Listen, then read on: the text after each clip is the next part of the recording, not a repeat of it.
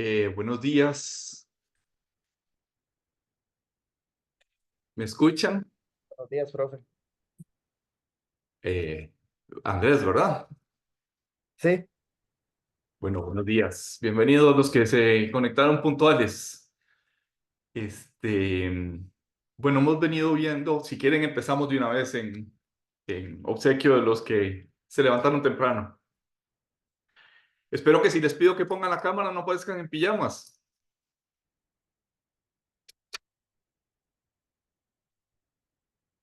Bueno, decía que hemos venido viendo el ciclo de la obligación tributaria. Hemos visto cómo nace.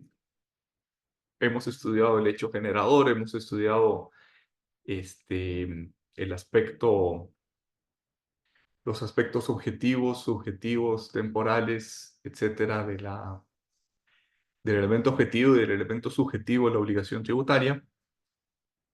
Y hoy llegamos, dijéramos, al ciclo natural de la obligación tributaria, que es su extinción. Eh, Hemos visto pues el nacimiento, la naturaleza, los alcances. Hemos visto algo de las exenciones tributarias. Ahora vamos a ver cuál es el destino natural de la obligación tributaria. Pues su destino natural es el pago. Por tanto, el primer medio de extinción de la obligación tributaria es precisamente el pago. Quizás podemos, en línea con las prestaciones tributarias de que hablamos, que más que una deuda tributaria hay obligaciones, algunas materiales y otras eh, formales. Más que extinción de la obligación tributaria, hablamos de extinción de la deuda tributaria y con ello queremos decir el pago de las obligaciones materiales, de las prestaciones materiales de la obligación tributaria. Esta materia está regulada en el capítulo 5 del título segundo del Código de Normas y Procedimientos Tributarios y se enlistan los medios de extinción de la obligación tributaria en el artículo 35 del Código de Normas y Procedimientos Tributarios. Llama la atención que el artículo comienza con un adverbio, solo, solamente se extingue por pago, compensación, confusión, condonación o remisión y prescripción. El párrafo que sigue en el artículo 35, a continuación de la lista, dice que se admite la novación únicamente cuando se mejoran las garantías a favor del sujeto activo sin demérito de la efectividad de la recaudación. Si interpretamos literalmente esa palabra solo, solamente, deberíamos concluir que otros medios de extinción de la obligación tributaria, por ejemplo, imposibilidad de cumplimiento, que está en el Código Civil, aparentemente no se aplicarían en materia tributaria. Veremos si es cierta o no esa afirmación.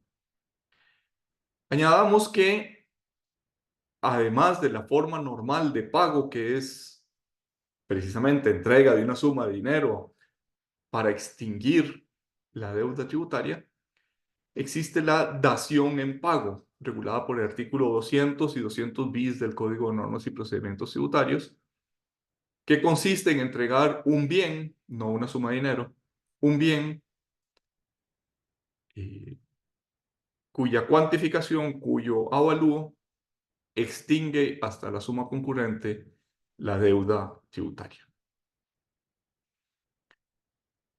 La nulidad, la rescisión, pareciera que no son aplicables de esas dos causales de extinción de la obligación tributaria del Código Civil. Pareciera que la nulidad y la rescisión, en principio, no son aplicables, puesto que dependen de la voluntad de las partes. En el Código Civil, la nulidad es un vicio en el consentimiento, es un vicio en el intercambio de voluntades. Y la obligación tributaria, pues, no surge del intercambio de voluntades, surge de la voluntad del legislador. Por tanto, la nulidad de una obligación tributaria solo podría derivar de la nulidad de la norma y más en concreto de la declaración de inconstitucionalidad o de la anulación por inconstitucional de una norma tributaria. Pero en ese caso no decimos que la deuda se extingue, sino que nació muerta. No, nunca nació. En cuanto a la imposibilidad de cumplimiento, eh, los autores se disputan si es posible o no extinguir una obligación por imposibilidad de cumplimiento. Recuerdo un dictador latinoamericano del que le decían, le preguntaba, pero ¿por qué el control de precios no funciona? Y su ministro de Economía, pues, temerosamente le dijo, bueno, pues por la ley de la oferta y la demanda. Pues deroguemos esa ley, decía el dictador. Eh, las realidades se imponen al derecho. Prim, primum vivere deinde philosophare, decían los filósofos. Primero la vida y después la explicación de la norma. Si algo no se puede cumplir, por mucho que se intente exigir, pues llega un momento en que no se puede cumplir. Los autores dicen eso no aplica en materia de derecho tributario porque no es una extinción por este medio, es una imposibilidad de exigir el cumplimiento de la obligación hasta que se extinga por prescripción o por otros medios.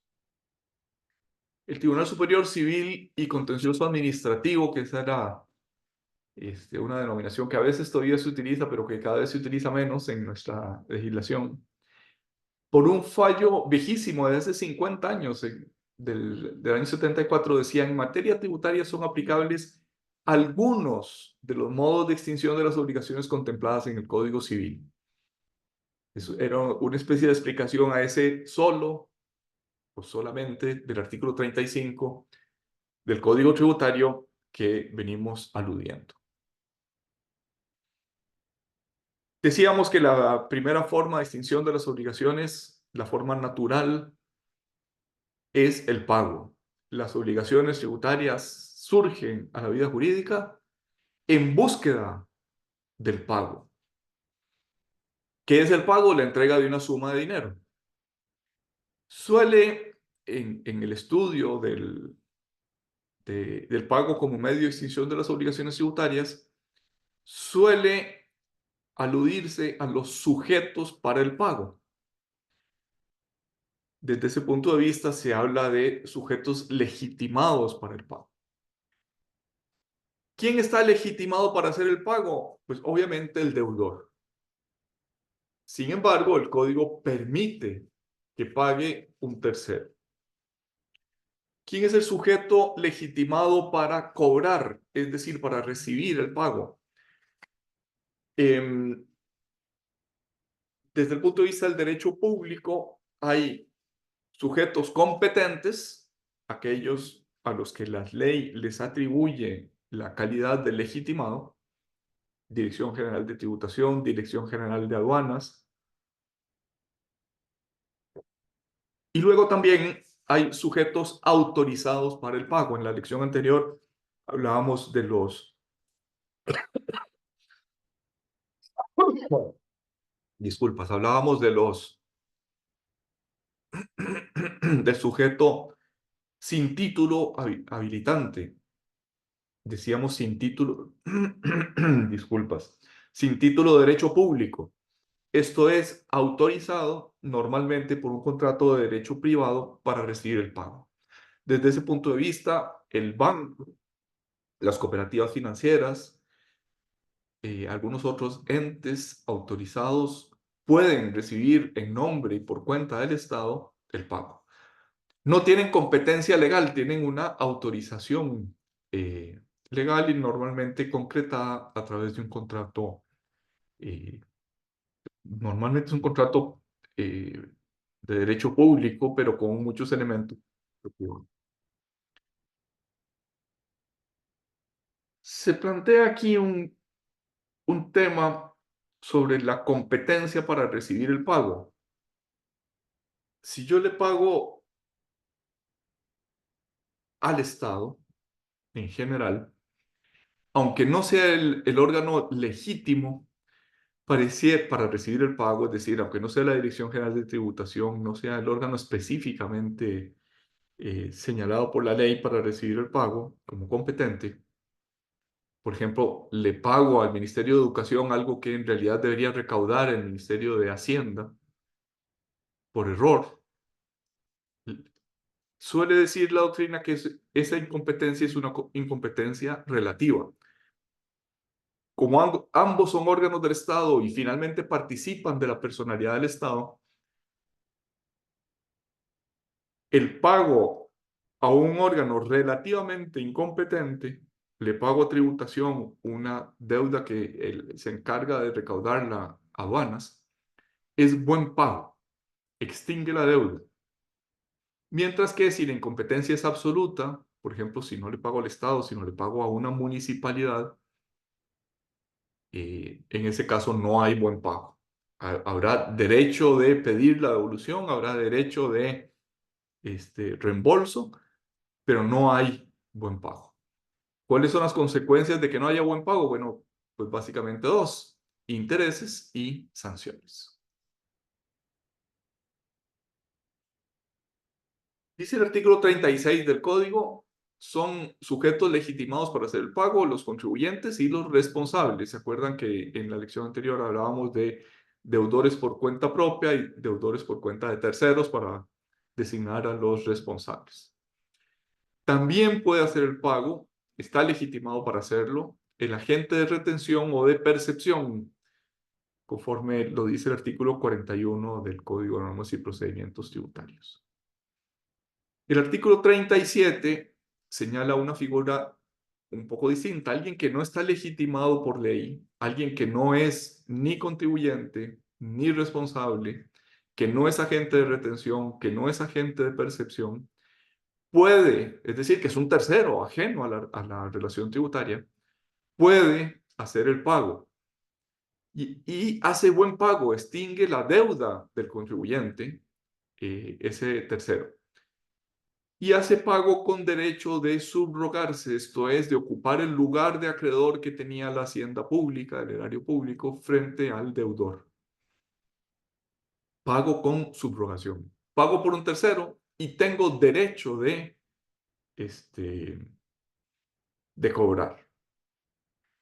Sin embargo, dice la doctrina, esa subrogación no es completa porque no hay una transferencia total de la posición acreedora. Recuerden que la posición acreedora en derecho tributario está rodeada de una serie de elementos de derecho público.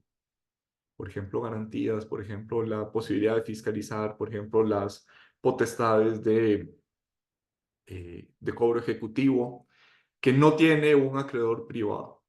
Entonces, se subroga la posición acreedora, sí, pero no con las facultades de derecho público inherentes al ente público legitimado para el cobro. Así lo dice también el artículo 15 del Reglamento de Procedimiento Tributario, que antes era el artículo 89 del Reglamento General de Gestión, Fiscalización y Recaudación Tributaria, hoy derogado. ¿Cuál es el objeto del pago? El objeto del pago es la entrega de una suma de dinero. En principio, solo se puede pagar con suma de dinero. En algunas otras legislaciones, por ejemplo, me parece que en la Florida, en algunos estados, se puede pagar los tributos mediante trabajo comunal.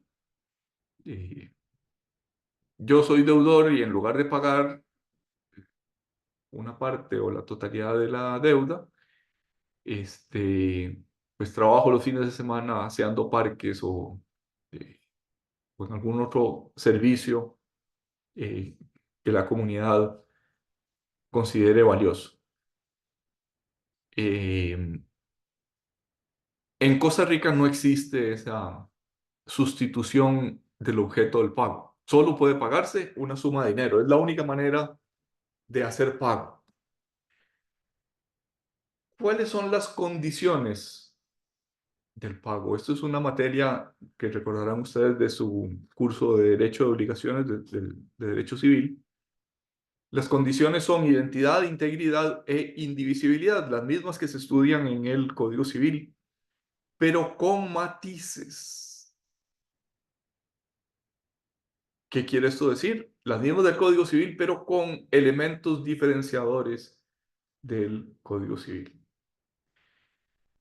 El artículo 39 del Código de Normas y Procedimientos Tributarios dice que el pago extingue la deuda en la medida en que el monto, la suma de dinero, sea la misma de la deuda.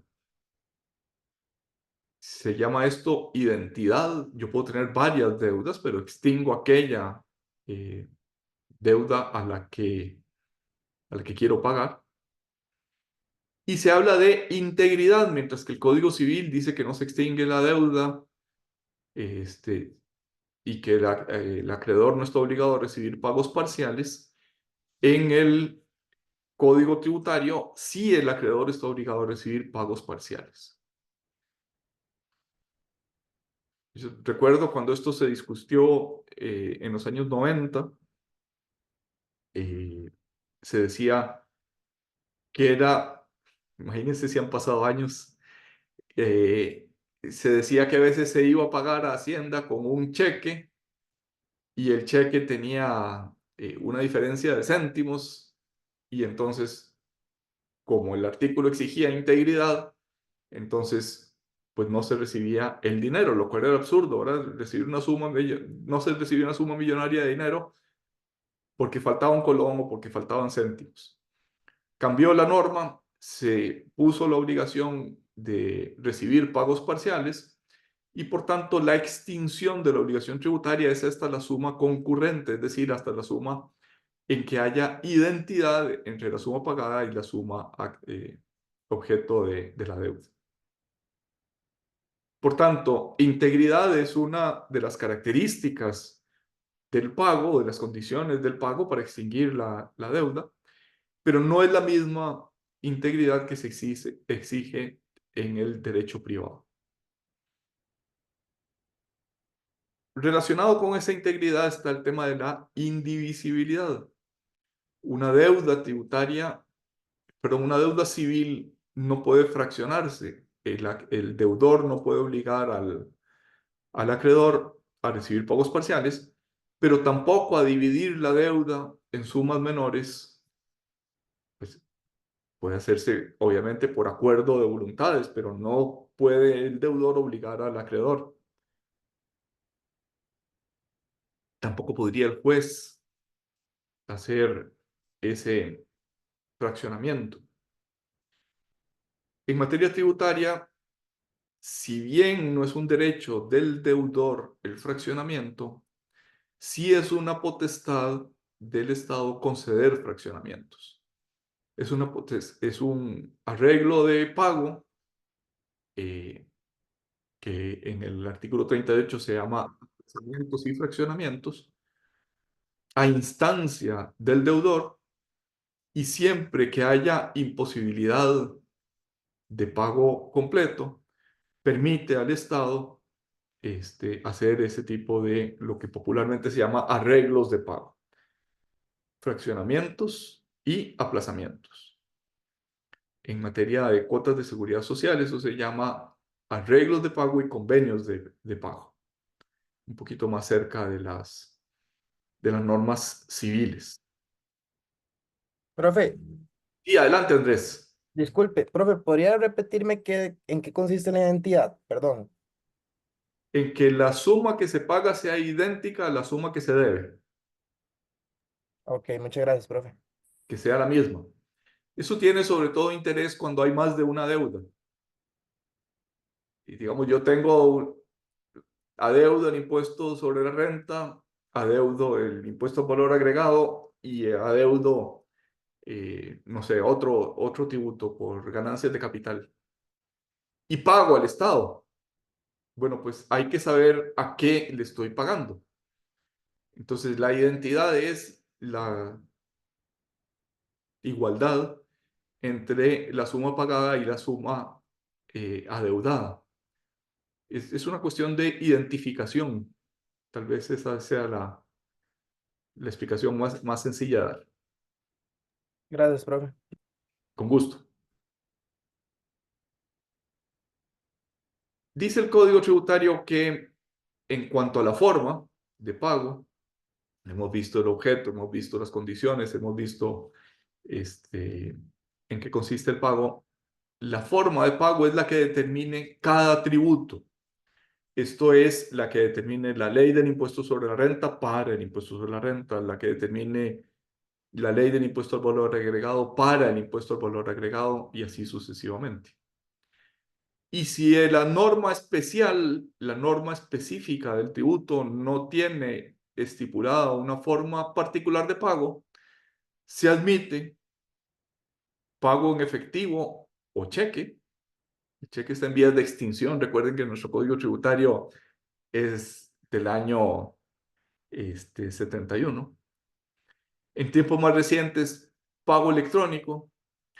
Y hay una forma que suele llamarse mixta, también cada vez menos frecuente, en efectos timbrados y efectivo.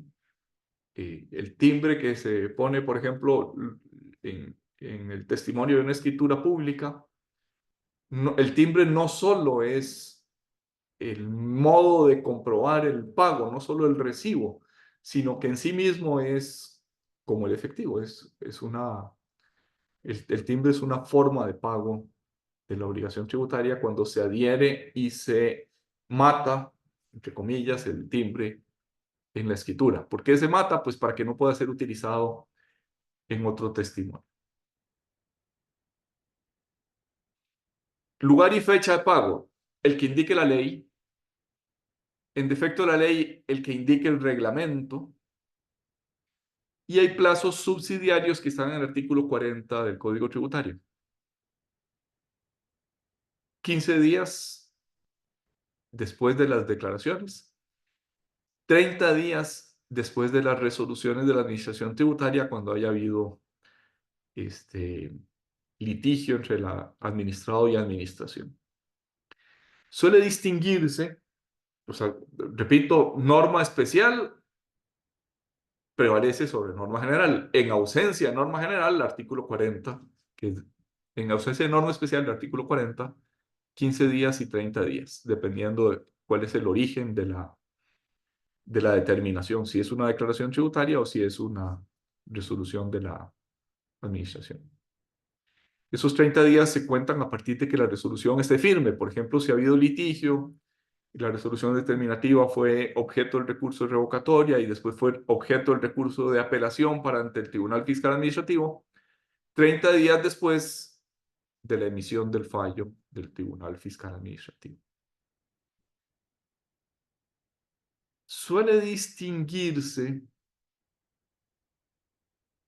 unas etapas o unas formas de pago voluntaria, administrativa y ejecutiva. Ya sabemos que voluntaria es un adjetivo calificativo no muy apto para referirse a los tributos. Los impuestos son impuestos, se imponen a la voluntad. Pero voluntario es cuando el contribuyente le paga a la hacienda pública dentro del plazo previsto en la norma, sin que haya coacción, sin que haya recordatorios o requerimientos de parte de la administración tributaria. En segundo lugar, se habla de fase administrativa, que es cuando la administración ejerce sus potestades de cobro. Le dice al deudor, mire, su declaración de impuesto al valor agregado del mes pasado no me la ha pagado. Le recuerdo que están corriendo intereses. Y finalmente hay una fase que suele llamarse ejecutiva de cobro, que es cuando la administración no solo hace esos requerimientos, esos recordatorios, sino que aplica sus potestades, por ejemplo, de practicar embargos, practicar cobro en sede administrativa o judicial, pero ya de manera ejecutiva. En el derecho civil se admite el pago en consignación cuando el acreedor no quiere recibir la suma de dinero. En materia tributaria no está ni permitido ni prohibido, no está previsto el pago en consignación.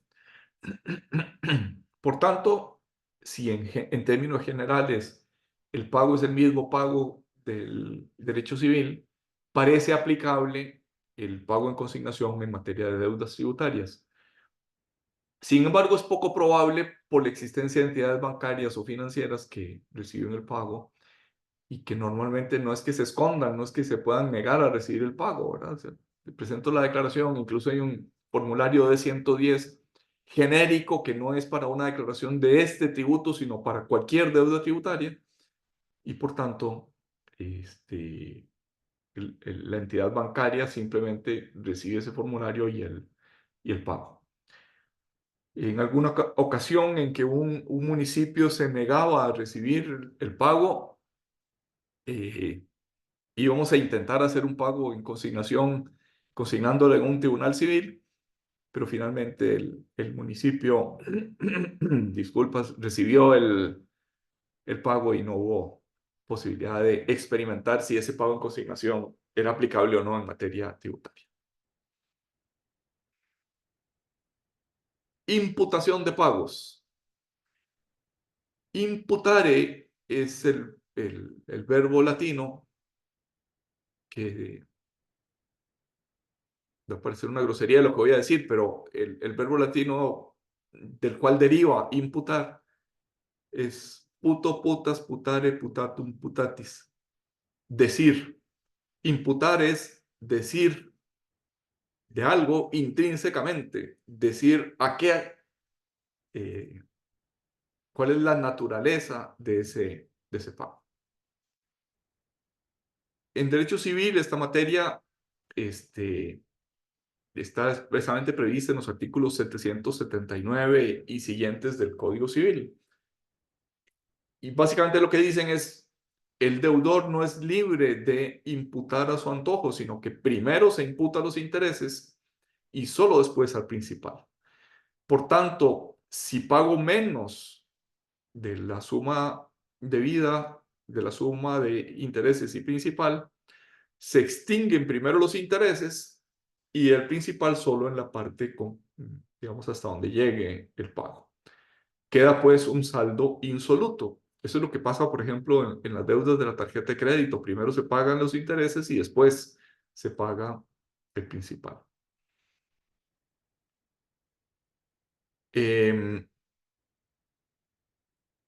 Cuando hay más de una deuda, esto es, no es una deuda principal y accesoria, principal e intereses. Si no hay más de una deuda, deudas distintas, la norma civil es que se imputa el pago a la deuda más antigua.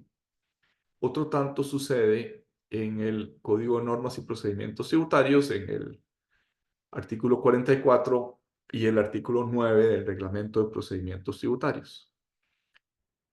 Yo puedo imputar, es decir, yo, deudor, puedo decidir entre cuáles deudas estoy pagando. La administración no tiene derecho de hacer una reimputación y aplicarla a la más antigua. Es un derecho del contribuyente. Yo digo, imputo a qué deuda pago. Y si no hay indicación, si el deudor no lo dice, se imputa a la más antigua. En cambio, no puede imputar a su antojo en una misma deuda que tenga principal e intereses, puesto que el monto primero se aplica a intereses y después a principal. Dice el reglamento primero a los accesorios y no está claro si eso se refiere también a las multas. Pareciera que la multa es una deuda diferente de la deuda tributaria, que es intereses y recargos por mora. Hablemos de prescripción. No deja de ser un fenómeno raro el que si la deuda surge a la vida jurídica para ser pagada, la falta de pago también y en el tiempo extinga la deuda. Parece una cierta contradicción. La doctrina suele explicar que la prescripción es una especie de eficacia de la obligación tributaria que pierde su tiempo si no es ejercida oportunamente. Es decir, es una eficacia preclusiva, sujeta al plazo. Por tanto, los presupuestos para que se produzca la prescripción son la inercia de la administración y el transcurso del plazo previsto en la norma. No hay prescripción si no hay inercia. Si la administración es activa en hacer acciones de cobro, va interrumpiendo prescripción. Por tanto, podríamos decir, en materia tributaria hay una especie de mezcla de derecho tributario material y formal. No es solo material como es preponderante en el derecho civil, sino también hay acciones de cobro, procedimientos puramente formales que son el objeto de la prescripción. O sea, el procedimiento puede interrumpir el objeto de la prescripción.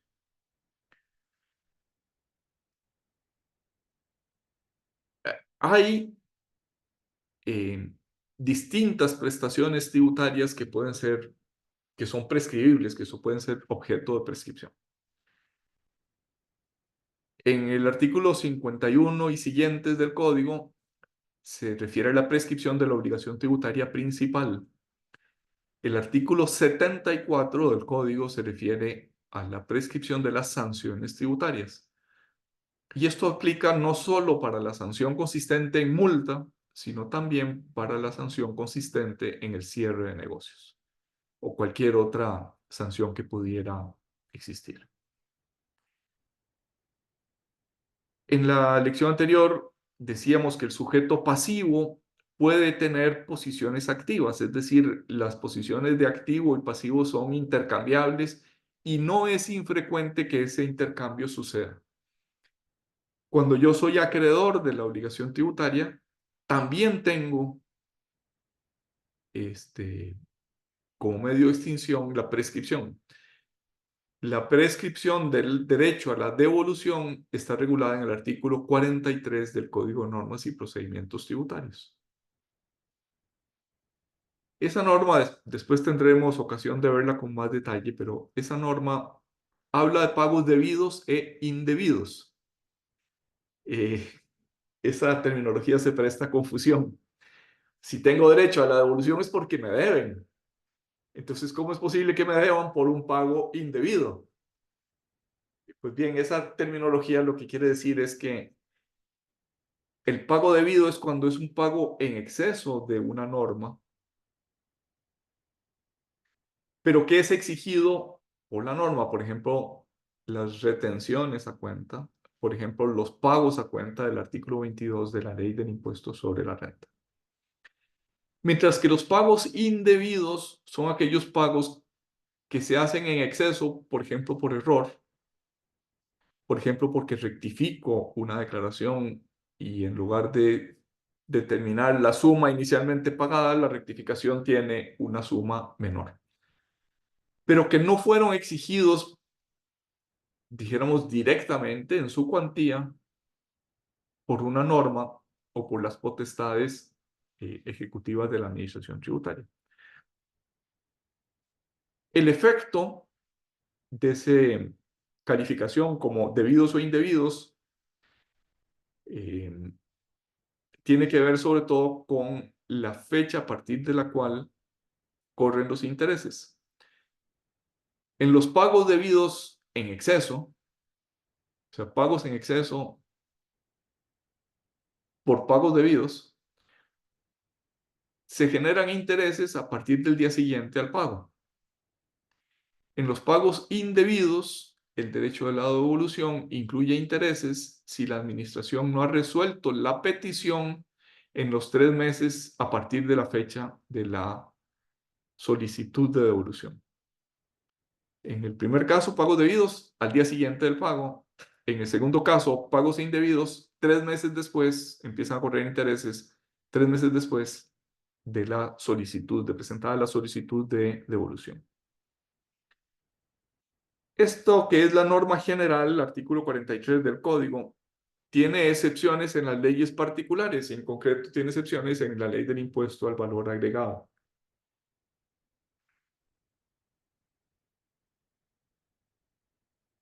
En la ley del impuesto al valor agregado, que es un típico impuesto que genera créditos y débitos, una relación de cuenta corriente con la administración tributaria, hay la obligación de que los pagos en exceso se imputen a las deudas del siguiente mes. Esto es, se acrediten a lo interno del propio tributo. No puede salirse del círculo del impuesto al valor agregado, sino en unos supuestos calificados en la norma. Cuando se prevea que no se va a hacer uso del crédito y se demuestre la administración tributaria, en los siguientes 3 meses o en los siguientes 6 meses en otros supuestos. Eso sucede, por ejemplo, si yo soy exportador o si yo le vendo a un ente público exento de impuestos. En ese supuesto, o en esos supuestos reglados, yo puedo sacar mi derecho de crédito del círculo del impuesto al valor agregado y meterlo en el círculo del artículo 43 del Código de Normas y Procedimientos Tributarios, es decir, el círculo general. Puedo pedir la devolución o puedo pedir la aplicación de ese crédito a otros tributos. Hay una cierta discusión, la vamos a ver muy por encimita, si ustedes quieren verla con más detalle, está explicada con algo más de profundidad en el libro de Torrealba, sobre la naturaleza de la prescripción tributaria. Esto es, si es una verdadera prescripción como la prescripción civil o si es una caducidad. Ha dicho la Sala Primera, en ese voto del año 97, que la prescripción extintiva y la caducidad son situaciones jurídicas afines que tienen elementos en común y en particular tienen en común que el tiempo actúa como causa extintiva de derechos. En resumen, suele decirse que la prescripción tributaria es prescripción en el sentido civil, en el sentido del derecho privado, con algunos elementos de caducidad, precisamente porque la forma de hacer valer la prescripción es por medio de un procedimiento. Entonces, es prescripción, sí, pero tiene elementos de caducidad. Esto se nota, por ejemplo, en el artículo 51 del Código de Normas y Procedimientos Tributarios. Dice la norma, el derecho de la administración de cobrar, pero también el derecho de la administración de determinar. Determinar es un procedimiento. Está sujeto a prescripción por el mismo plazo. En el caso de el derecho o la potestad de determinar, estamos hablando de un mecanismo formal, de un procedimiento. Por tanto, estamos más cerca de la caducidad. Ya no puede ejercer esas potestades por el transcurso del tiempo, no puede aplicar los órganos de fiscalización, no puede hacer una determinación tributaria, etc. La prescripción se refiere más a la obligación ya determinada. La caducidad se refiere al procedimiento para determinar. Por tanto, suele decirse la mezcla, la mixtura entre derecho material y formal que permea todo el derecho tributario, también permea eh, el capítulo de extinción de las obligaciones tributarias. Dice el artículo 51. La acción de la administración tributaria para determinar la obligación prescribe a los 4 años. Igual término rige para exigir el pago del tributo y sus intereses. Observen, pónganle atención a los dos verbos empleados en las dos frases que acabamos de decir. Para determinar, para exigir el pago. Para determinar, formal, procedimental, aplicación de las potestades de fiscalización. Para exigir el pago, como es el caso de los demás acreedores privados. Ese término es curioso, ¿verdad? El título de la norma es plazo. En el contexto de la norma se habla de término. Términos y plazos no suelen ser equivalentes en derecho procesar en general, pero sí lo son en materia tributaria. El plazo de prescripción, el término de prescripción, se extiende a 10 años, es decir, ya no es 4, sino 10, en 3 supuestos. Para los contribuyentes no registrados o los responsables no registrados, los que no han ido al padrón tributario, o los que estando registrados no hayan presentado declaraciones fraudulentas o no las hayan presentado. Son 3 supuestos: no inscritos, no declarantes o declarantes fraudulentos. Se amplía el plazo a 10 años. Una norma muy parecida se aprobó recientemente en la Ley del Trabajador Independiente para deudas contributivas a la Seguridad Social, deudas de contribución a la Seguridad Social de los trabajadores independientes. 4 años para los inscritos, 10 para los no inscritos que declaren fraudulentamente o que no presenten declaraciones. El problema en materia de seguridad social es que los trabajadores independientes no tienen plazo para presentar declaración, no tienen formulario para presentar declaración. El sistema centralizado de recaudación solo permite presentar planillas de los patronos, pero no de los trabajadores independientes. Y por tanto no hay, pareciera, el presupuesto básico para esa extensión a los 10 años, excepto que no estén inscritos ante la Caja Costarricense del Seguro Social. ¿Cómo se computan esos plazos? ¿Cómo se cuentan esos plazos de 4 y 10 años? Hasta recientemente, el 1 de enero del año calendario siguiente a aquel en el que el tributo debía pagarse. Por ejemplo, si tenía que pagarlo el 15 de marzo el impuesto sobre la renta, el plazo de prescripción empezaba a correr el 1 de enero siguiente. En el 2016 se cambió esa norma para decir a partir del primer día del mes siguiente, en el mismo ejemplo que venimos diciendo, si el impuesto debía pagarse el 15 de marzo, empieza el plazo de prescripción el 1 de abril. Noten que hay una diferencia con el artículo 874 del Código Civil. Desde el día en que la obligación sea exigible en nuestro derecho, desde el primer día, en nuestro derecho tributario, desde el primer día del mes siguiente a la fecha en que el tributo debía pagarse. En el caso de las infracciones, el régimen sancionatorio de las multas y de la infracción por cierre de negocios, a partir del día siguiente a la fecha en que se cometió la infracción. Noten pues que el artículo 52 para obligaciones materiales es diferente que el artículo 74 para obligaciones de tipo sancionatorio. El artículo 53 habla de interrupción del curso de la prescripción.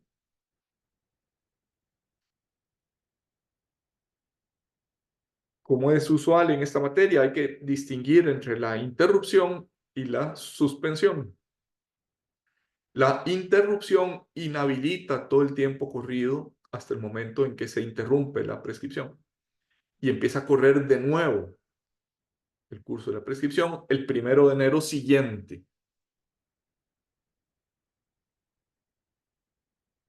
En la suspensión deja de correr el plazo, se suspende el conteo, pero cuando se reanuda a partir del momento en el que se había suspendido. Los actos interruptores de la prescripción del artículo 53, ha dicho la Sala Primera ya en varias sentencias, son de aplicación literal y restrictiva, de interpretación literal y restrictiva. Esto es, los que no están listados en el artículo 53 y 54, pero principalmente 53, no pueden ampliarse por analogía ni por ningún otro medio.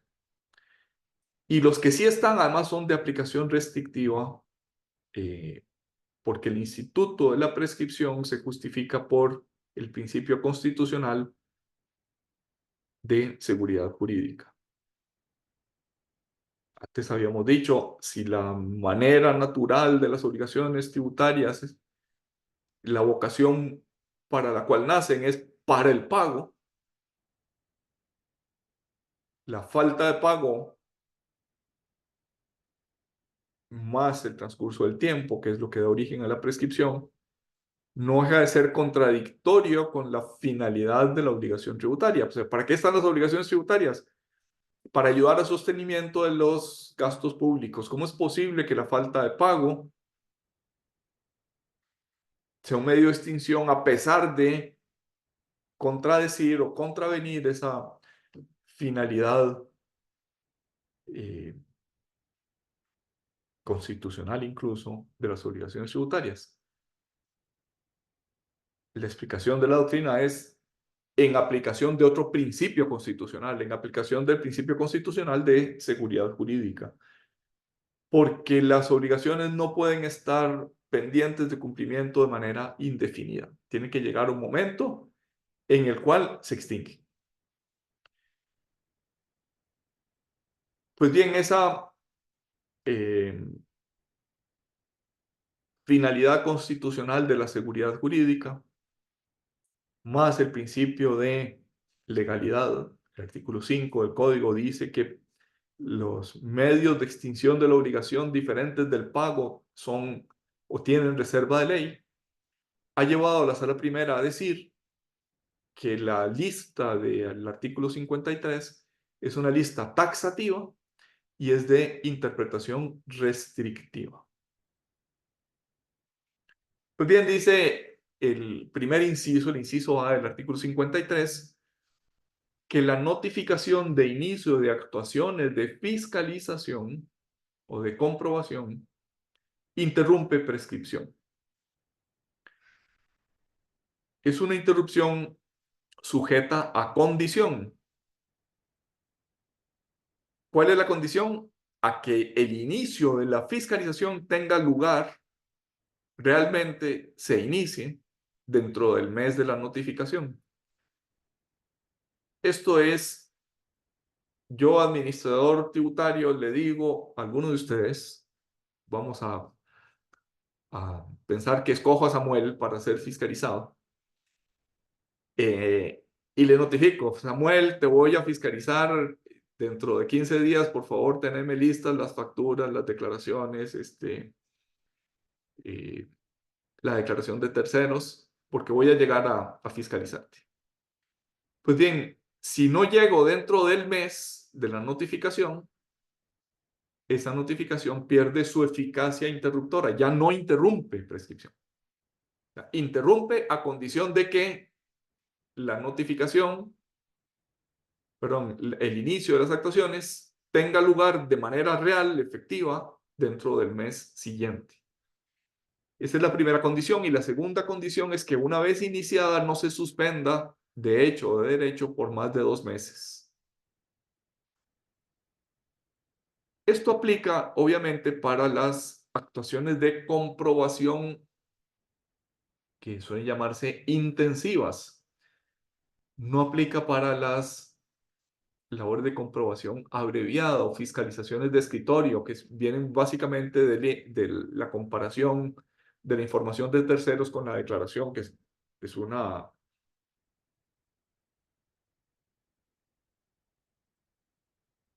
un cruce de información entre la información que tiene la administración de un tercero y la declaración que yo le proporciono por la fiscalización.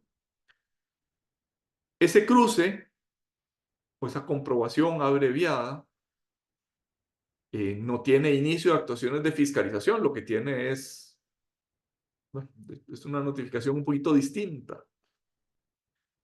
Cuando es una comprobación abreviada, el acto interruptor no es la notificación del inicio, sino la resolución determinativa. Hay que distinguir, pues, no es el objeto de este curso, pero entre labores de comprobación abreviada y labores de comprobación intensiva o fiscalización. Esa suspensión de actuaciones por más de 2 meses está regulada también en los artículos 140 y 144 del Reglamento de Procedimientos Tributarios. Se recomienda vivamente leer todas las normas que hemos venido citando del reglamento y obviamente del código.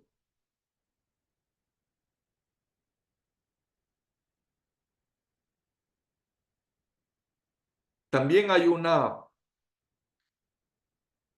en este caso, suspensión, no interrupción, en el artículo 92 del código.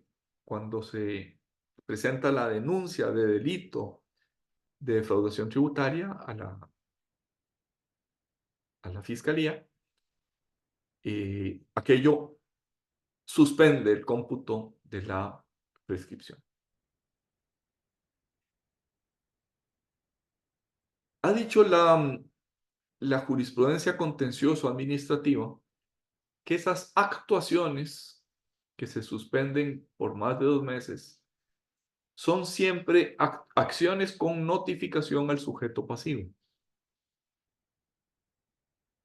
Dicho en otras palabras, puede la administración tributaria decir: voy a requerir información de un tercero. Por ejemplo, le voy a pedir a la Nissan que me diga si Samuel compró un vehículo en la Nissan. Puedo pedirle al Banco Central que me certifique si los tipos de cambio utilizados en la declaración de Samuel son el tipo de cambio que prevé el artículo 81 del Código de Normas, perdón, de la Ley del Impuesto sobre la Renta. Pues bien, esas actuaciones solo interrumpen prescripción, no solo si se la notifico a la Nissan, creo que se llama Agencia Hudson de Costa Rica, o si se la notifico al Banco Central o a cualquier tercero, sino que tengo que notificárselas para que haya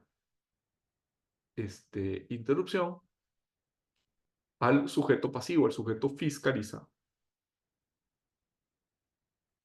Dice el artículo 91 del Reglamento de Procedimiento Tributario que el inicio de las actuaciones se notifica en el domicilio fiscal, que esto, dijéramos, tiene su correlato en la Ley de Notificaciones Judiciales, en que la primera actuación, la actuación cabeza de un procedimiento, siempre tiene lugar en el domicilio del interesado. En materia tributaria se admite como domicilio fiscal el correo electrónico registrado del contribuyente o bien las notificaciones a través de el sistema informático de la administración tributaria, que es que se pone el acto a notificar en esa plataforma de la administración tributaria y se entiende notificado 24 horas después de que se haya, comillas, subido a esa plataforma. Normalmente unas actuaciones de fiscalización tienen lugar por medio de requerimientos de información. Esto es, Samuel, explíqueme esta factura de dónde salió y a qué se refiere. Supongamos que Samuel emitió una factura porque... ¿Por qué emitiste factura, Samuel?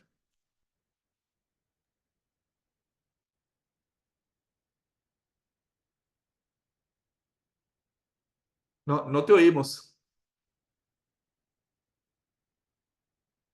Ahora sí, Ahora sí. por la prestación de un servicio. Ok, está bien. ¿Qué servicio fue? Eh, Construcción de una casa. Ok. Le podemos decir a Samuel, o bueno, puede la administración pedirle a Samuel, esta factura por construcción de una casa, ¿a qué periodo corresponde? Porque usted empezó la construcción en noviembre y terminó en febrero. Entonces, ¿corresponde al año anterior o al año siguiente? ¿Cuánto recibió en el año 2002 y cuánto en el 2022 y cuánto en el 2023? Le puedo pedir, bueno, yo no, la administración le puede pedir a Samuel, dígame si le dieron adelantos o si le fueron pagando de acuerdo con el avance de obra. Le puedo pedir, o le puede pedir a la administración, dígame la compra de materiales, Usted los tenía en un inventario genérico para todos los servicios de construcción de obra o era solo para este proyecto. En fin, esos requerimientos de información, cada uno de ellos notificado, interrumpe prescripción.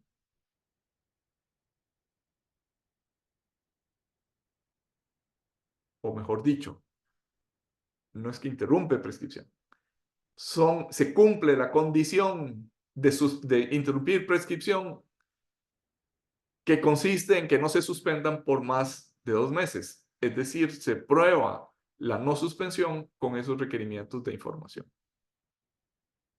Se interrumpió al inicio.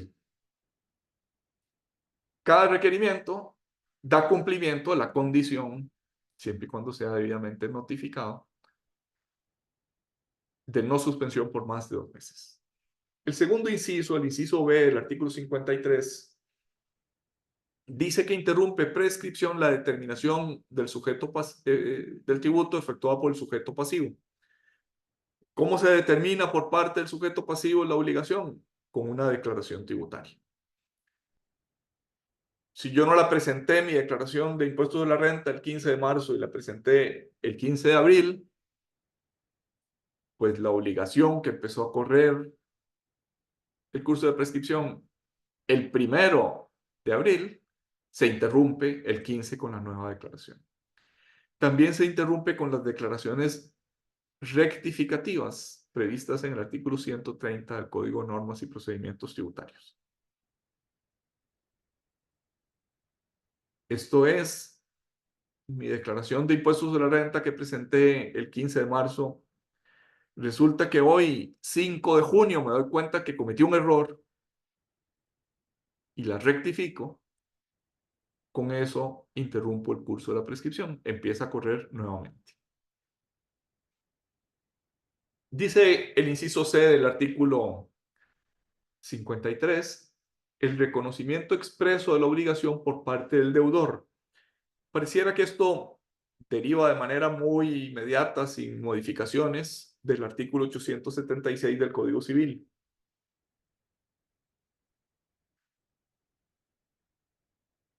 Que es básicamente lo mismo, el deudor que reconoce la deuda.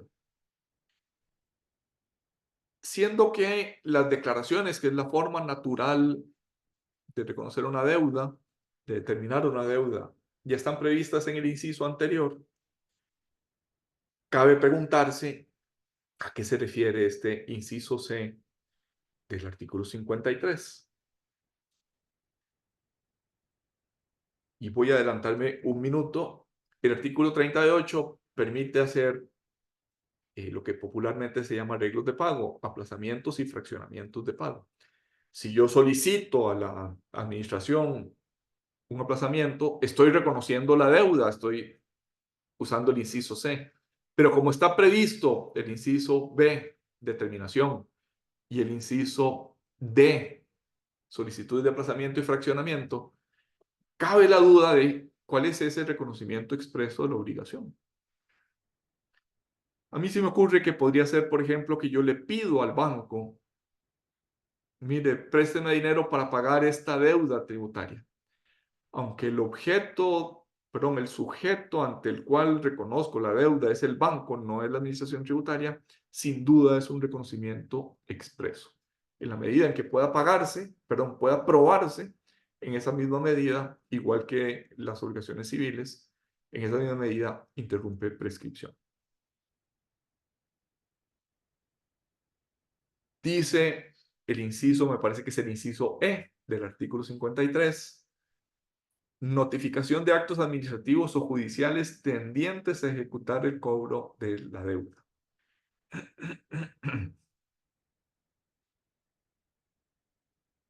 Tal vez les cuento iba a decir una anécdota, un caso que puede ilustrar este inciso.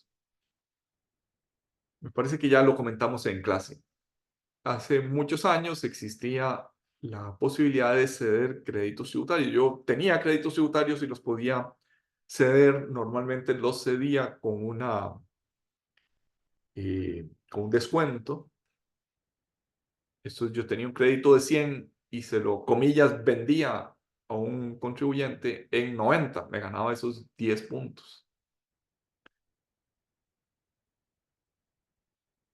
Y el cesionario, no el cedente, sino el cesionario, podía usar esos créditos para pagar sus propios tributos. Yo les comenté que esa figura, cesión de créditos, que estaba prevista en el hoy derogado artículo 48 del Código, se prestó para grandes estafas. Algunos sujetos creaban artificialmente créditos tributarios, quizás con connivencia de empleados dentro del Ministerio de Hacienda,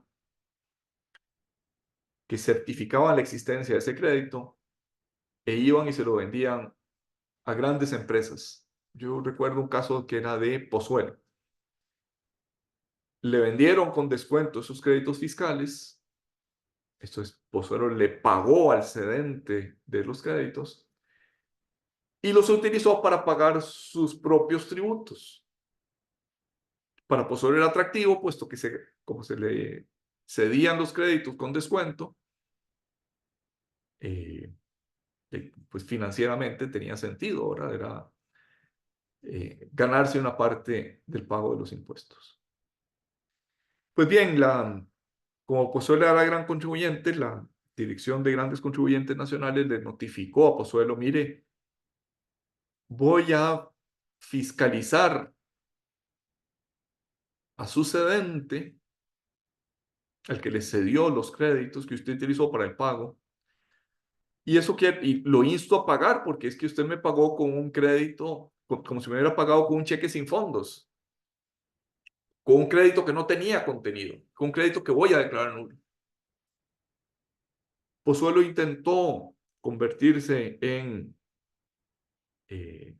tercero interesado en ese procedimiento de determinación y la administración le dijo, no, usted no puede intervenir en este proceso. El proceso de determinación es entre la administración y el cedente. El cesionario no tiene nada que ver en este procedimiento de fiscalización. Pues bien, años después, el tribunal confirmó que los créditos realmente eran más falsos que Judas, que no existían, que no se habían generado efectivamente, y la administración regresó a donde Pozuelo, págueme, porque ya se declararon esos créditos inexistentes. Y Pozuelo le dijo, está prescrita la obligación tributaria. La administración sostuvo que no, que se había interrumpido el curso de la prescripción en aplicación de este inciso, notificación de actos administrativos tendientes a ejecutar el cobro de la deuda.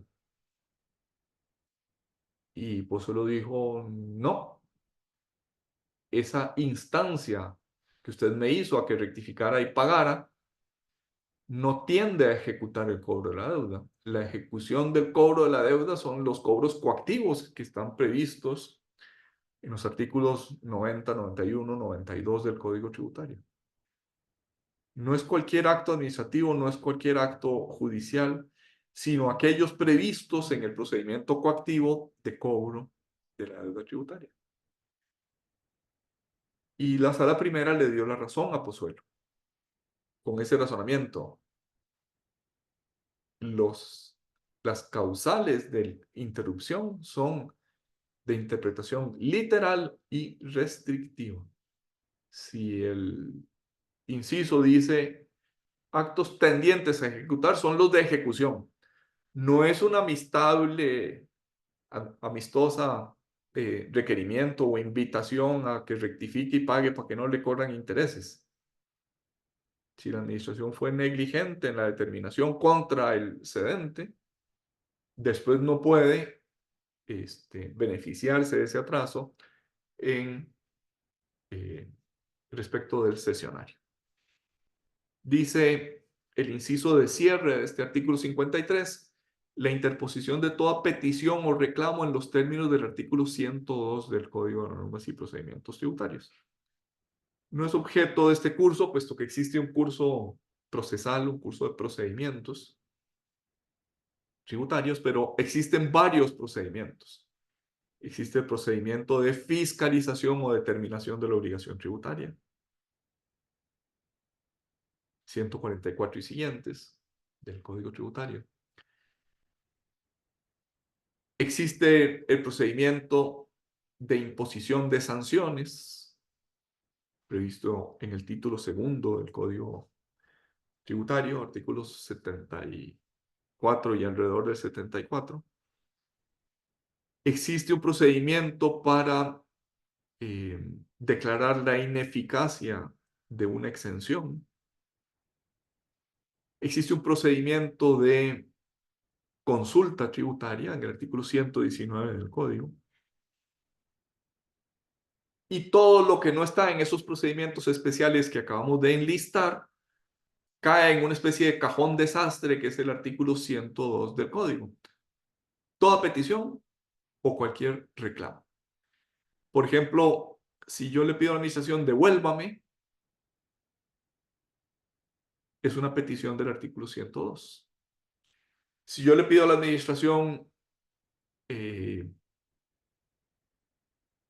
dígame cuál era la tasa de depreciación de los bienes inmuebles para efecto del gasto del impuesto sobre la renta del periodo fiscal 2021, esa petición o reclamo respecto del periodo 2021 interrumpe prescripción respecto al periodo fiscal 2021.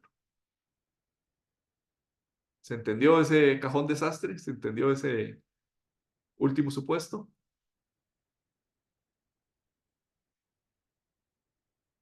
Espero que sí. Bien. El artículo 54, y esa norma también se repite en el artículo 74 respecto de las sanciones, tienen lo que ha dado en llamarse una interrupción especial del curso de la prescripción. Dice la norma, la interposición de recursos contra las resoluciones de la administración interrumpe la prescripción. Y el nuevo cómputo reinicia desde el 1 de enero del siguiente año en que la respectiva resolución quede firme. Una norma muy parecida está en el artículo 74 respecto a las multas. ¿Por qué decimos que es un caso polémico? ¿Por qué decimos que la calificación de especial del artículo 54 pareciera contradecir la finalidad para la cual se estableció la prescripción, que es la seguridad jurídica?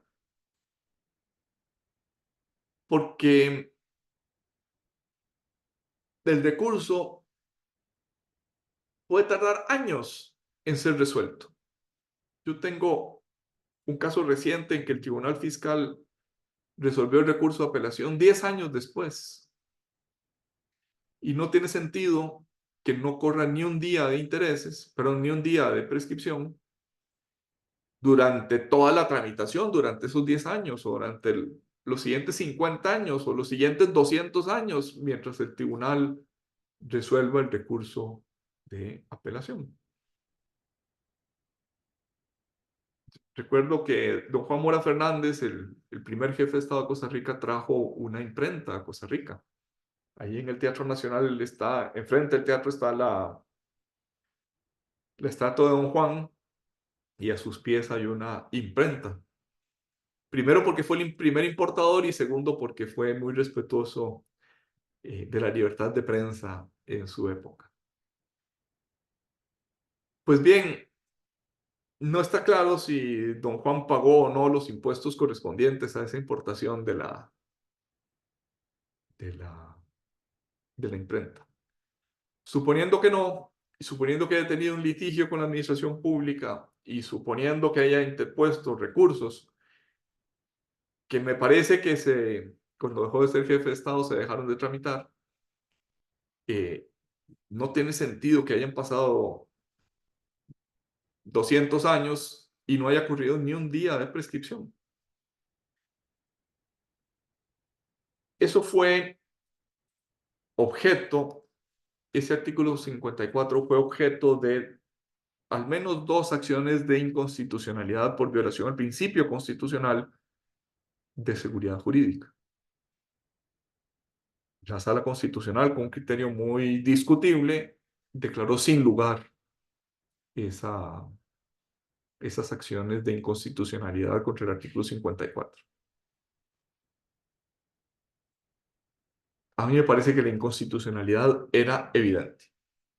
Hasta donde yo sé, la acción de inconstitucionalidad se enderezó contra el artículo 54 y no contra el artículo 74 de idéntica redacción, solo que con un objeto diferente, las multas o las sanciones.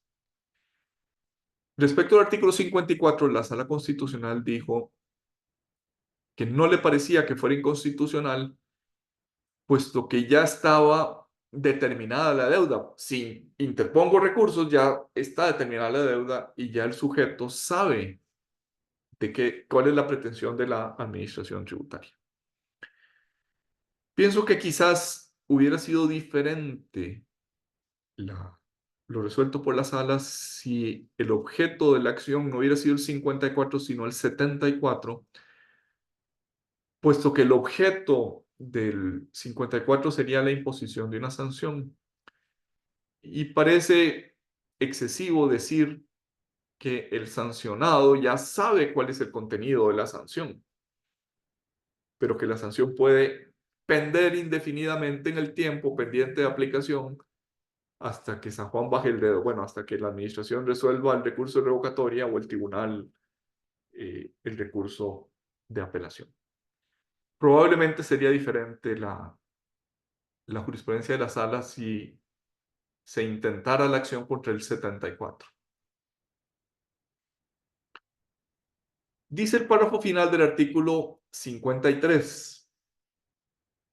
La denuncia por fraude a la hacienda pública, la denuncia que hace el director de tributación ante el Ministerio Público, antes dije la Fiscalía, no, pero ante el Ministerio Público, interrumpe prescripción hasta que dicho proceso se dé por terminado.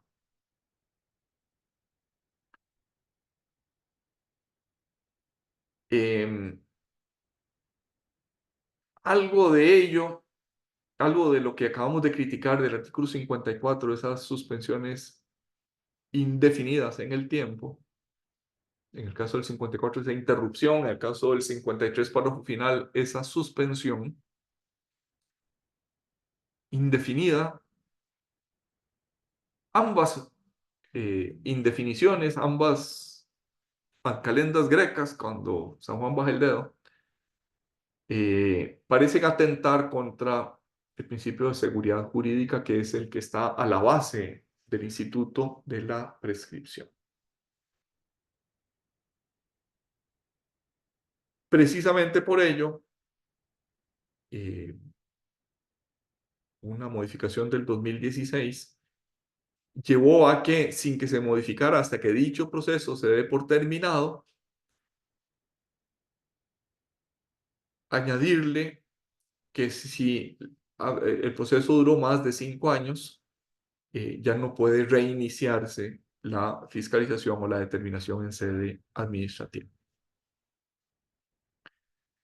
Dice el artículo 56, una norma muy parecida a la del Código Civil. El que paga una deuda prescrita no tiene derecho de repetición. Es lo cierto que en materia de deudas privadas, de deudas civiles, las deudas prescritas han perdido la exigibilidad, por tanto son deudas que se llaman deudas naturales.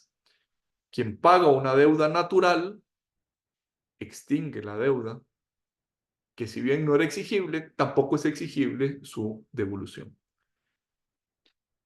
En general, los tribunales contenciosos administrativos han dicho que si el pago de una deuda prescrita es forzado por las potestades de la administración, en ese caso el tribunal puede pedir la devolución, perdón, puede ordenar la devolución a la administración tributaria, aun cuando se trate de una deuda prescrita. El supuesto vendría a ser más o menos el siguiente: la administración me pide el pago, yo alego que está prescrito, la administración no reconoce la prescripción y me dice: si usted no paga, le inicio proceso coactivo de cobro.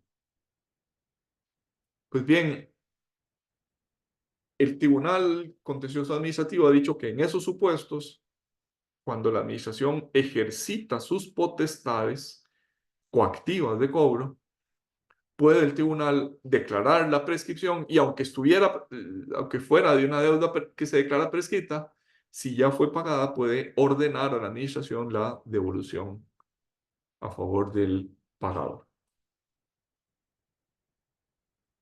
El artículo 109 del Código dice que hay obligación de conservar los documentos por 5 años.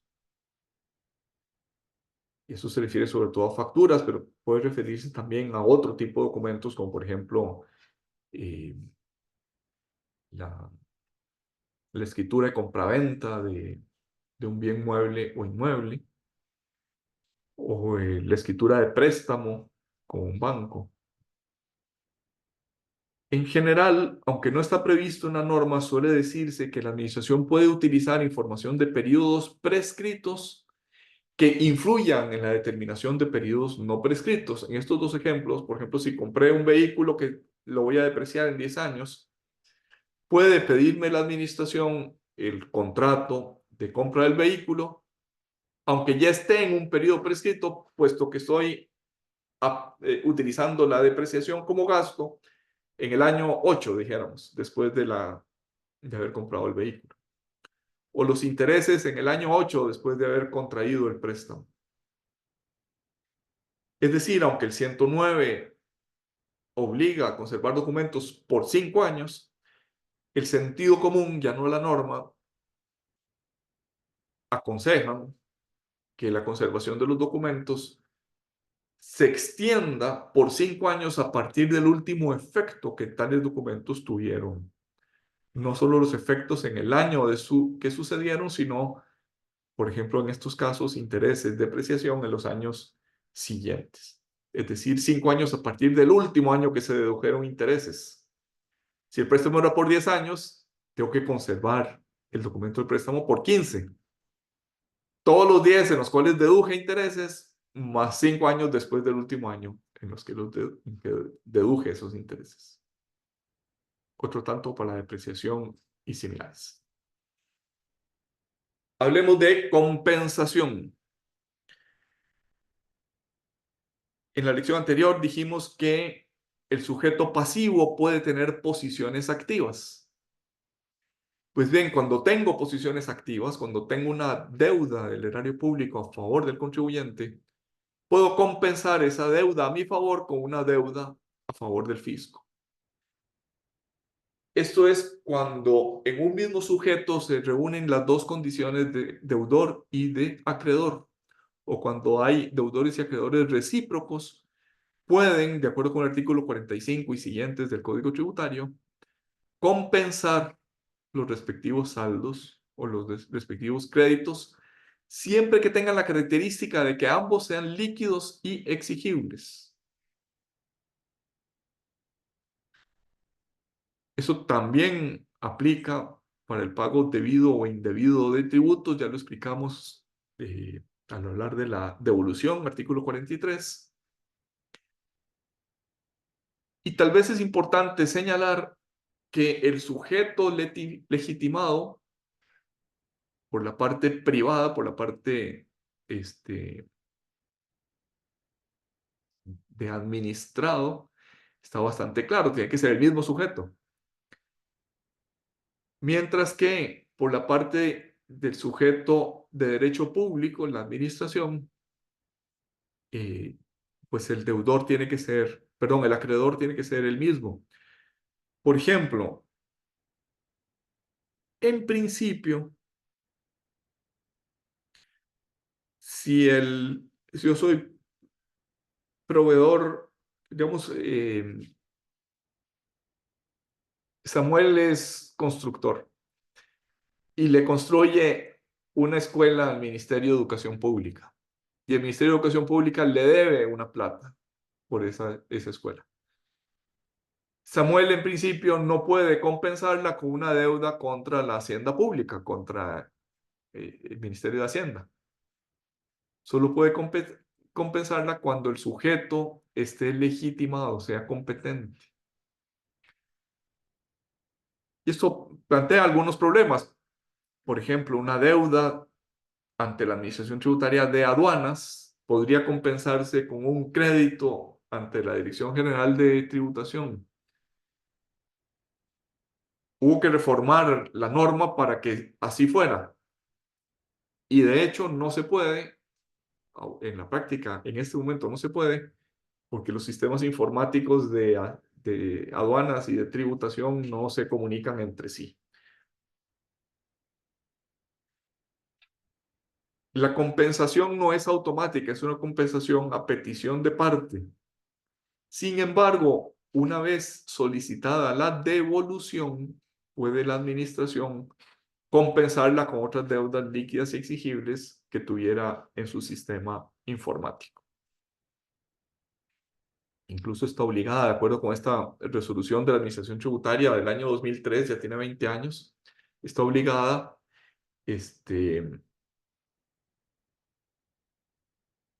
a verificar si existen deudas compensables antes de devolver. Sin embargo, el artículo 45 del Código le permite a la Administración Tributaria no ejercer esa obligación. Es decir, debería buscar, pero no está obligada en todos los casos a hacerlo si tiene créditos a su favor.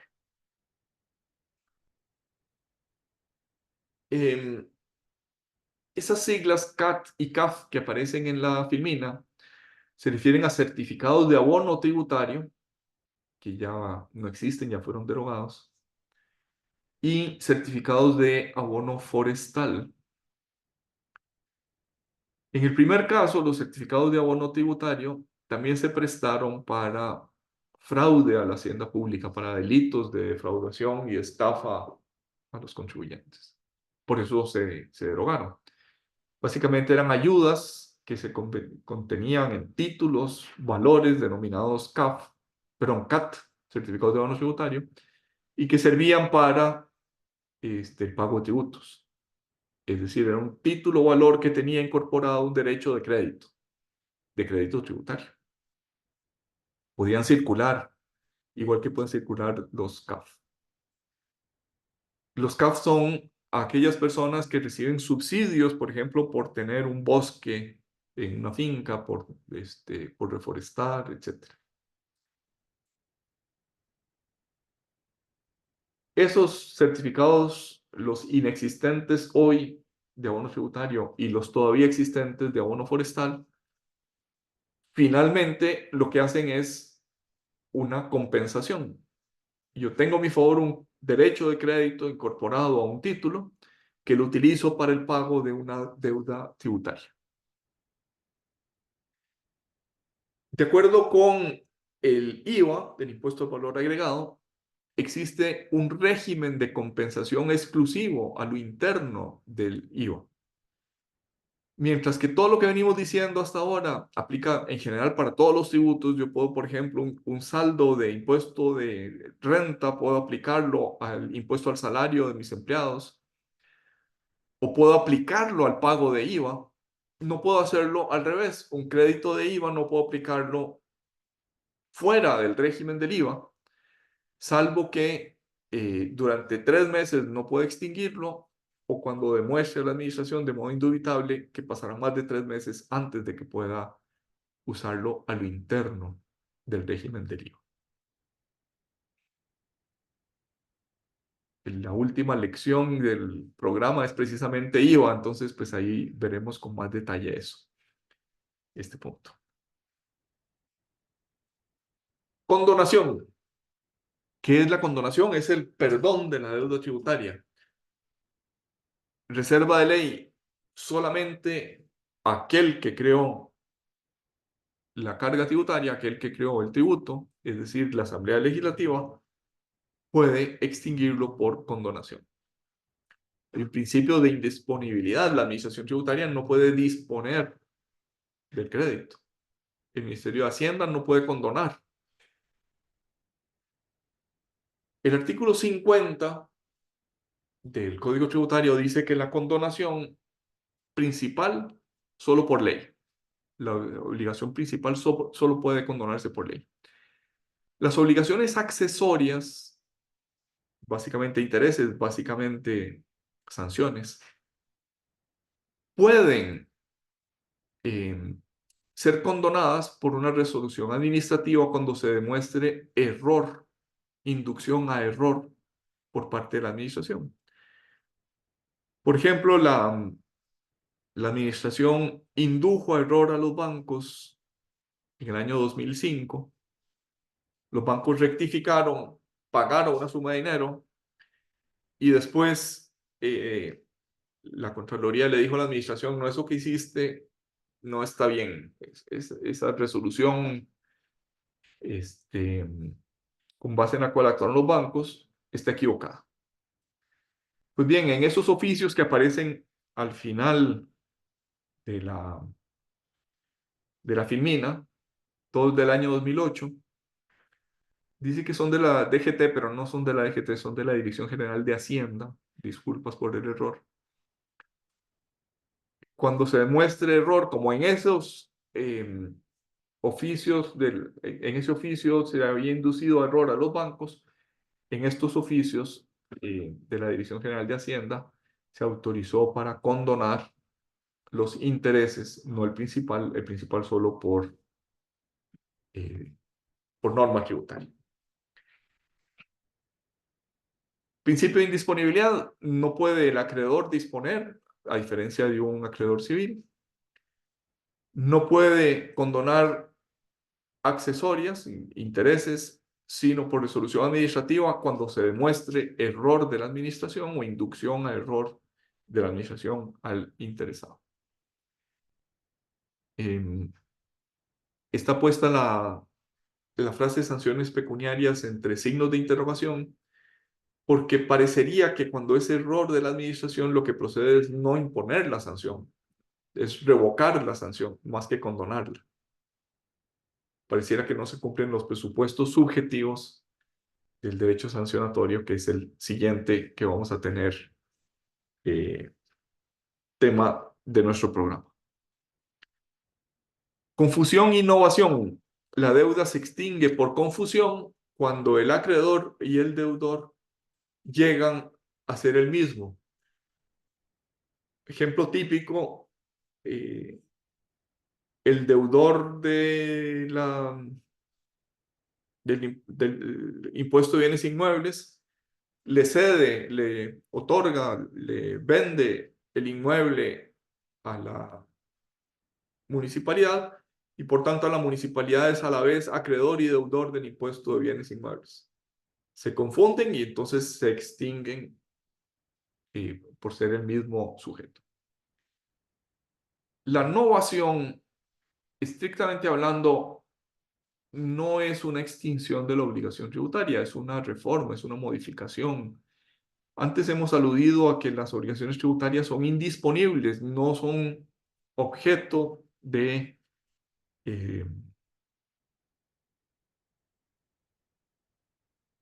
intercambio de voluntades entre acreedor y deudor. Esto que acabo de decir, de manera general, pues admite cierta flexibilidad en el artículo 35. Cuando se mejoran las garantías, se puede innovar la obligación. Y siempre que haya aseguramiento de la finalidad recaudatoria. ¿Cuál es la típica innovación que podría existir? Un tercero se convierte en acreedor por novación, perdón, en deudor por novación, en sustitución del contribuyente original, precisamente porque el subrogante, no el subrogado, tiene mejores garantías a la administración. Eso normalmente suele hacerse en un arreglo de pago o en una propuesta de dación en pago ante la administración tributaria. Dice el artículo 200 y 200 bis del código que se admite la entrega de bienes, ya no la entrega de una suma de dinero, la entrega de bienes como forma de extinción de la obligación tributaria. El sujeto legitimado para una dación en pago, obviamente el sujeto pasivo es el deudor, pero el sujeto acreedor puede ser la Dirección General de Tributación o la Dirección General de Aduanas, y pueden recibirse muebles o inmuebles. Por ejemplo, podría ser un cuadro, podría ser una obra de arte. En España se ejemplifica mucho con entrega de muebles valiosos, de pinturas valiosas o de bienes de patrimonio nacional a un museo. El deudor es el único que puede ofrecerlo, no puede la administración decirle, mira, me interesa tal bien. Y para que se acepte tiene que haber un avalúo por parte de la Dirección General de Tributación, según recomendación que realice la Dirección General de Hacienda. Propone el deudor, hace el avalúo o tributación, Hacienda, Dirección General de Hacienda dice sí o no, pero no de manera vinculante, sino de manera a título de recomendación. Y es el ministro de Hacienda el que finalmente dice sí o no. La recomendación de la Dirección General de Hacienda tiene que ver con un plan de aprovechamiento por alguna otra institución del Poder Central. Les pongo un ejemplo porque tal vez eso ayuda a entender mejor esta última forma de extinción de la obligación tributaria. Un deudor tributario, por unas sumas realmente muy grandes, dejó de operar en Costa Rica, ya no tiene operaciones en Costa Rica. Sin embargo, tiene unas fincas muy valiosas contiguas a un parque nacional. El plan de trabajo del MINAE dijo hace muchos años que esos terrenos deberían ser adquiridos por el Estado porque porque protegen corredores biológicos, porque además serían amortiguación de digamos, de las zonas que no están protegidas. Las zonas actuales del parque requieren una zona de amortiguamiento y esos terrenos cumplen con esa función. Pues bien, deudor tributario que ya no opera en Costa Rica, es una multinacional que sí opera en el resto del mundo, le pidió al MINAE, haga usted este plan de aprovechamiento que dice el artículo 200, declare que usted tiene interés y que quiere adquirir esos inmuebles para el patrimonio forestal del Estado. Pues bien, estamos en ello. El Ministerio el MINAE todavía no ha dicho ni sí ni no. Y bueno, ha pasado un año desde que se le pidió al MINAE. Tiene todos los requisitos, todas las recomendaciones internas. Los administradores del parque dicen, sí, queremos esas fincas. Pero el ministro todavía no firma ese plan, que finalmente está sujeto a que el ministro de Hacienda diga sí o no a la dación en pago. Hay un decreto que es decreto ejecutivo 41.515 del 3 de octubre del 18 sobre cómo funciona esa dación en pago. Quizás me interesa señalar que finalmente, aunque está reglamentado, es discrecional de la Hacienda Pública decidir sí o no a la petición de dación en pago. La petición es una petición del artículo 102 del Código Tributario. Puede ser resuelta en sentido afirmativo, sí acepto la dación, o en sentido negativo, aunque al MINAE le interese, Hacienda prefiere la plata en mano.